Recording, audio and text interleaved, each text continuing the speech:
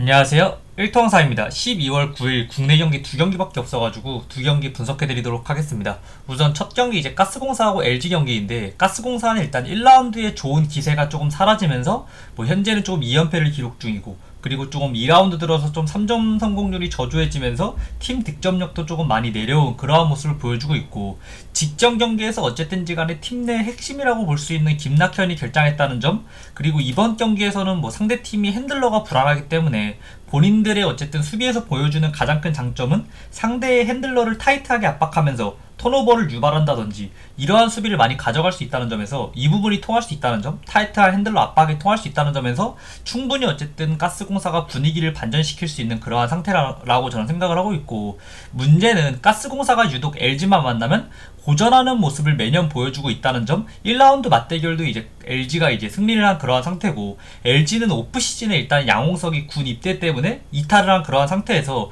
이 양홍석의 어쨌든 가장 큰 메리트는 높이라고 생각을 하거든요. 스코어링도 가능한 자원이긴 하지만 높이에서의 주는 이점이 굉장히 큰 자원인데, 이러한 이점을 조금 이러한 높이에 대한 보강을 하기 위해서 신장이 큰 자원들을 굉장히 많이 영입한 창원 LG고, 이게 저는 올 시즌 다른 팀들보다도 가스공사를 상대로 이러한 높이 보강이 가장 잘 효과적으로 드러날 수 있는 팀이 이제 저는 가스공사라고 저는 생각을 하고 있고,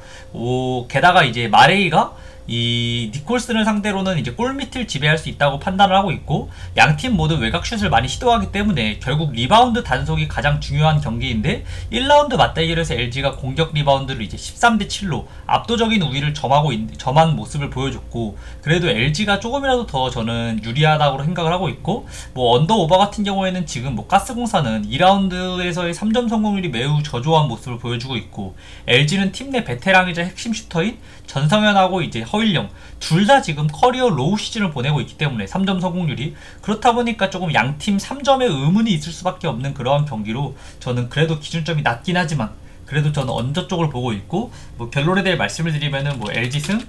그리고 이제 스고페부, 그리고 이제 LG 프렌, 그리고 이제 언더를 추천드리도록 하겠습니다. 승패 같은 경우에는 진짜 가스공사도 어쨌든지 간에 아까 말씀드렸다시피 핸들러에 대한 타이트한 압박, 그 다음에 이제 클러치 상황에 돌입했을 때 니콜슨하고 벨랑겔이라는 확실한 스코어러, 그리고 이제 에이스 싸움에서 밀리지 않는다는 이러한 솔직히 근거가 있고, LG 같은 경우에도 어쨌든 근거로 봤을 때에는 지금 가스공사가 3점 성공률이 굉장히 저조하기 때문에 리바운드 단속이 중요한데, LG가 확실히 높이에서의 우위가 있다는 점, 그렇다 보니까 골밑에서의 어쨌든 마레이가 지배하는 모습도 보여줄 수 있고, 리바운드 단속에서도 확실하게 우위를 점할 수 있기 때문에 LG도 충분히 근거가 있는, 둘 다 승패는 저는 근거가 있다라고 생각을 하고 있고, 그래도 저는 어쨌든지 간에 에이스의 싸움보다는 그래도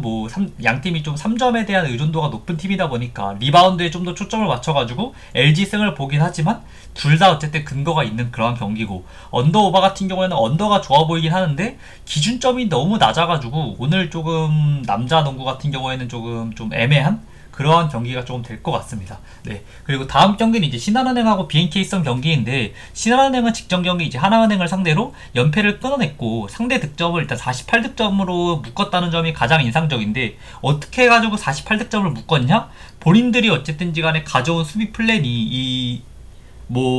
박스앤드 원이라든지 이러한 지역 방어를 가져오는 그러한 플랜들을 굉장히 다양하게 가져왔거든요. 그러면서 상대 하나은행이 어쨌든 핸들러에 대한 약점이 있고, 이러한 약점을 정확하게 간파해가지고 수비를 잘 해내는 모습을 보여줬는데, 이게 하나은행이라서 가능했던 거지, BNK를 상대로는 지역 방어를 통한 수비가 통할 가능성이 굉장히 희박하다. 원래 안해지를 버려두고 나서 지역 방어로 가져가는 이러한 수비 패턴이 원래는 통할 수 있어도, 올 시즌 안해지 같은 경우에는 오픈 찬스를 주면 안 된다고 이제는 모든 팀들이 분석을 완료한 그런 상태거든요. 왜냐하면 작년에 비해 확실히 안해지가 이제 3점 성공률이 많이 올라온 그러한 모습을 보여줬기 때문에, BNK 썸을 상대로는 지역 방어를 통한 수비가 이제 통할 가능성이 굉장히 희박하다는 점에서 이번 경기 신한은행은 조금 수비에서의 의문이 있다는 점. 그래도 긍정적인 부분은 공격에서는 BNK가 어쨌든 지금 스몰 라인업을 가동한다는 점에서 신한은행이 어쨌든 신장의 우위를 바탕으로 득점을 저는 조금 잘 이뤄낼 수 있다라고 생각을 하거든요. 그리고 최근 신지영 같은 경우에도 초반에 비해 경기력이 많이 올라온 그러한 모습을 보여줬기 때문에 화력으로 조금 비비는 모습을 보여줄 수 있다라고 저는 생각을 하고 있고, 게다가 일정적인 부분에서도 지금 BNK 썸 같은 경우에는 6일 동안 3경기를 치르는 하루 휴식 후 경기를 지금 3경기째 연속으로 하고 있기 때문에 체력적인 부분에서 조금 의문이 있을 수밖에 없다. 그렇기 때문에 일정적인 부분도 신한은행이 더 유리한 그러한 상태로 8.5 핸디는 저는 좀 크다라고 생각을 하고 있고, 승패는 뭐 리그 1위, 지금 리그에서 뭐 득점 1위, 실점 1위를 기록할 만큼 공수 밸런스가 가장 좋은 팀이 이제 BNK 썸이기 때문에 승패는 저는 어쨌든 뭐 BNK 썸이 이기는 그림을 그려지긴 하고, 그 다음에 이제 스모페 같은 경우에는 그냥 패스하는 게 저는 맞다라고 생각을 하고 있고, 핸디 같은 경우는 아까 말씀드렸다시피 8.5는 좀 크기 때문에 신한 프렌, 그리고 이제 언더 오바 같은 경우에는 뭐 양팀이 어쨌든 공격 부분에서 조금